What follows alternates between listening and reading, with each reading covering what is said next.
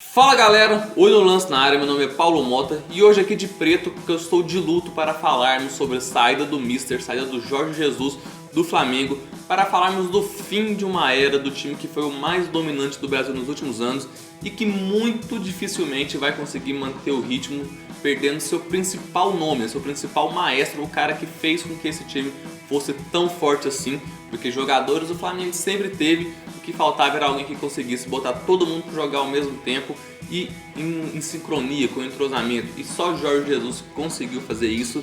E a gente não sabe como vai ser o futuro desse atual elenco do Flamengo, a gente não sabe se os jogadores vão permanecer, se permanecer a gente não sabe se o próximo técnico vai conseguir botar todo mundo para jogar, porque vale lembrar que antes do Jesus chegar, o antigo treinador via como impossível colocar todos os bons juntos, e o Jorge Jesus mostrou que isso não era verdade, conseguiu colocar e fez simplesmente o time mais forte que a América já viu talvez dos últimos tempos. Então hoje vamos falar sobre a sucessão de Jorge Jesus no Flamengo, como deve funcionar, quais os problemas que o futuro técnico passará e o que a torcida terá que aguentar para que tudo se resolva, né? Porque não vai ser uma transição fácil, nunca é fácil substituir alguém que foi tão grande.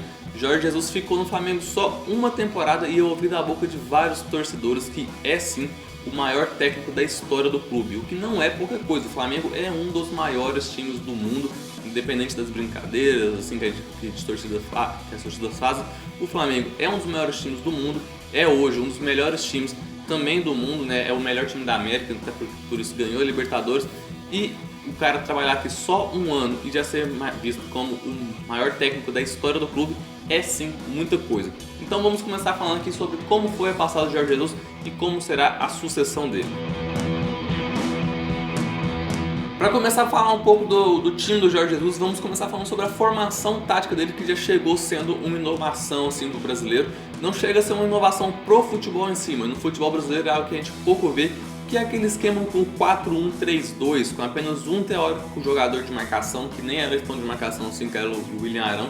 Um meio campo formado com 3 meias, né? Por mais que o Gerson não seja um camisa 10 clássico, ele é um meia, né? Jogando ao lado do Arrascaeta e do Everton Ribeiro, com uma dupla de ataque, né? O Brasil raramente também joga com duplas de ataque, com 2 jogadores ali na frente, o Bruno Henrique e o Gabigol, mas sempre com muita variação, como foi na final do Mundial contra o Liverpool, quando várias vezes você viu o Flamengo mudar do 4-1-3-2 para um 4-2-3-1, com o Gerson recuando um pouco mais para jogar ao lado do Arão, o Arrascaeta saindo da esquerda e indo para dentro, e o Bruno Henrique abrindo na esquerda para jogar como um ponta ali pelo lado esquerdo. E foi dali que saiu as principais chances do Flamengo, inclusive naquele jogo contra o Liverpool, o Bruno Henrique usando e abusando da velocidade ali e pelos espaços deixados pelo Arnold, que era um lateral extremamente ofensivo. Além disso, o Flamengo é um time que tinha baixíssima rotatividade, né? O Mister não fazia rodízio, ele sempre botava os bons para jogar. Tinha ali no banco de reserva uns 3 ou 4 nomes no máximo, que eram os que participavam do rodízio ali. Entrava o Diego, entrava o Vitinho, entrava o Renier, de vez em quando o Lincoln, mas não saía muito disso. O Flamengo não era um time que ficava poupando o jogador, sempre colocava todos os que estavam os melhores para jogar, independente de qual fosse a partida. Isso que também é uma coisa muito diferente, né? A gente vê aqui no Brasil, por exemplo, quando o time vai jogar a Libertadores na quarta, no domingo, não importa que jogo seja, o time vai praticamente todo com o time reserva. E isso é muito comum mesmo, né? Vale lembrar que o Palmeiras do Filipão recentemente foi campeão brasileiro jogando só com o time reserva no Brasileirão, porque focou nas Copas do time titular. Então você viu um time reserva dando show no Brasileirão e outro time que teoricamente seria o titular indo nas Copas ali até onde dava. E tudo isso fez com que o Flamengo do Jorge Jesus fosse o time mais dominante do Brasil, pelo menos nessa década. Porque se a gente for puxar aí, a gente vê outros times que foram teoricamente dominantes numa temporada em si, ou em duas, né? Como por exemplo foi o caso do Cruzeiro do Marcelo Oliveira, que foi dominante em 2013 e 2014, ganhando os 2 campeonatos brasileiros, sendo ali um time mais forte do Brasil.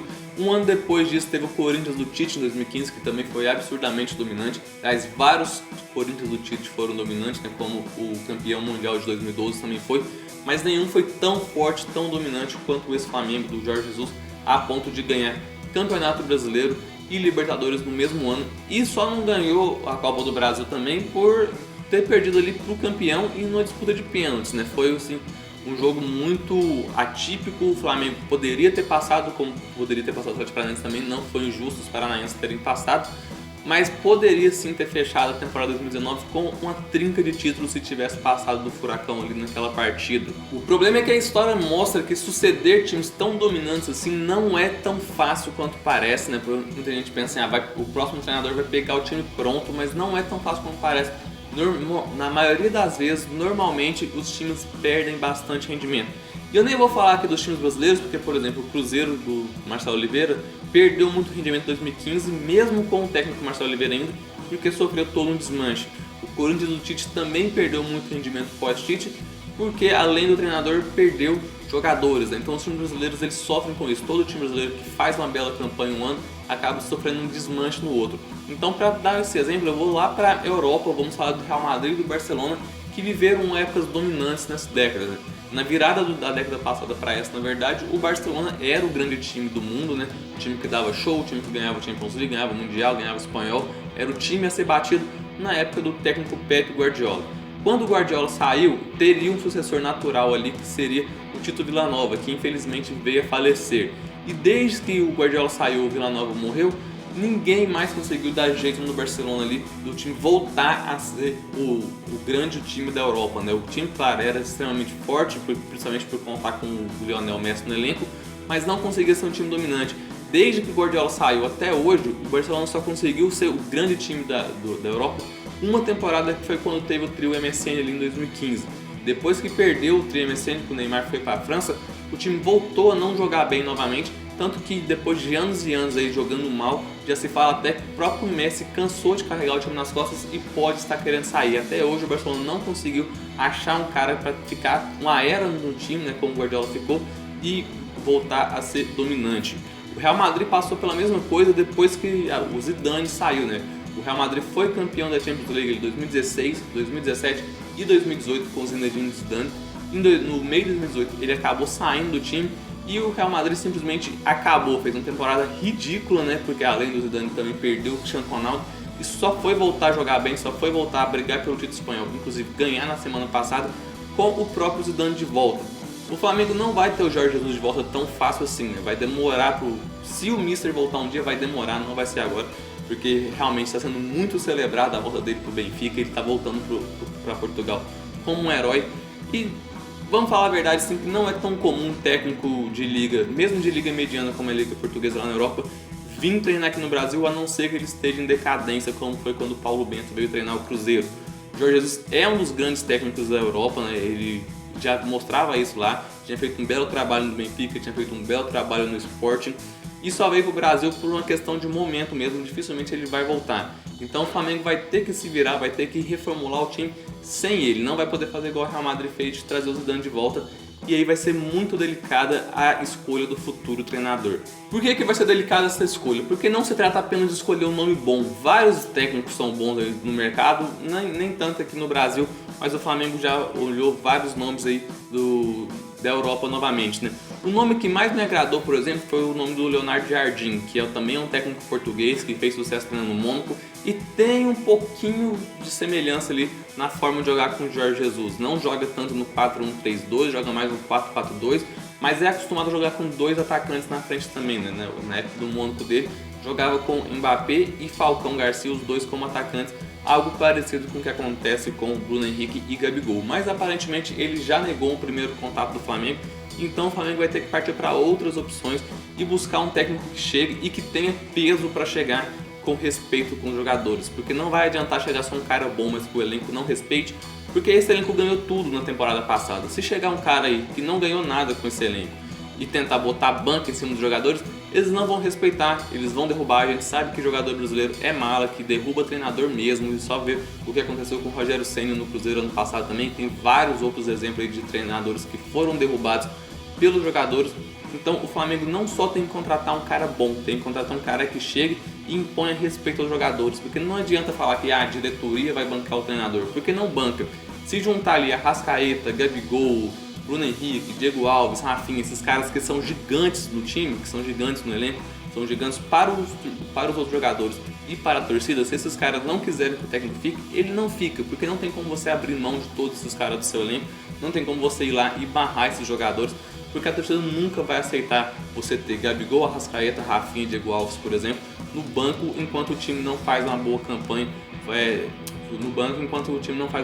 em campo. Então acho que a palavra de honra para suceder o Flamengo agora que a torcida terá que ter é paciência, porque pode ser um processo turbulento.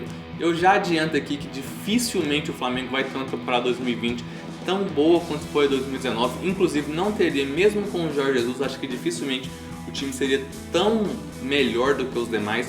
Seria, claro, o time mais forte do Brasil ainda, seria o time a ser batido. Mas eu acho muito difícil acontecer tudo o que aconteceu em 2019 de novo, porque foi um ano atípico realmente. Por mais que o time fosse excelente, o time não oscilava, tudo que o Jorge Jesus tentava dava certo. A final da Libertadores é um exemplo claro disso. O River Plate foi melhor na partida e tudo que o Jorge Jesus tentou fazer ali de alteração foi dando resultado, e no final o time ainda acabou sendo campeão com 2 gols no final do Gabigol. Então, tipo assim, foi um ano atípico, foi um ano onde tudo que precisava dar certo deu, e isso dificilmente acontecerá em 2020, mesmo se o técnico fosse o Jorge Jesus ainda mais com outro treinador. A gente não vai achar outro treinador para chegar e jogar da mesma forma, então vai chegar um novo nome que vai tentar impor seu estilo de jogo, até os jogadores assimilarem tudo ali que está acontecendo. Isso pode levar algum tempo e o Flamengo ter alguma dificuldade ali. Claro, com o elenco que tem, se não tiver um desmanche, igual parece que não vai ter, né? Porque o Jorge Jesus queria levar alguns jogadores do Flamengo, o Flamengo disse que não vai liberar, mantém esse elenco, é o favorito a ser campeão brasileiro, é o favorito para ganhar a Copa do Brasil e entra novamente como favorito para ganhar a Libertadores. Mas só ser favorito não é o suficiente, né? O Flamengo vai ter que lutar, vai ter que disputar, e pode ser que perca 1, 2 ou até 3 desses títulos. O Carioca já tá ganho, não é nada demais pro Flamengo, né? Joga sozinho no campeonato praticamente, mas pelo menos o Carioca já tá ganho. Agora vem os 3 principais títulos, as 3 principais competições, e o Flamengo entra como favorito nos 3, mas pode sair sem nenhum. Só o futuro nos dirá. Mas então, esse foi o vídeo de hoje. Se você assistiu até aqui, peço para você se inscrever aqui nesse canal, deixar o seu gostei, compartilhar o vídeo com todos os seus amigos e comentar aí quem você acha que deve ser o sucessor de Jorge Jesus no Flamengo. Como eu disse, eu gostava muito do nome do Leonardo Jardim, mas aparentemente ele não vai vir. Então tem outros nomes aí, por exemplo, eu gosto muito do argentino BKSS, que poderia ser uma bela contratação, mas poderia sofrer um pouco ali no vestiário por não ser um nome tão grande assim. Mas eu quero ouvir a opinião de vocês, beleza? Então comenta aí quem seria o nome ideal para assinar com o Flamengo e levar o time aos títulos da temporada 2020 e quem sabe 2021 também, beleza? Um forte abraço a todos e até o próximo vídeo.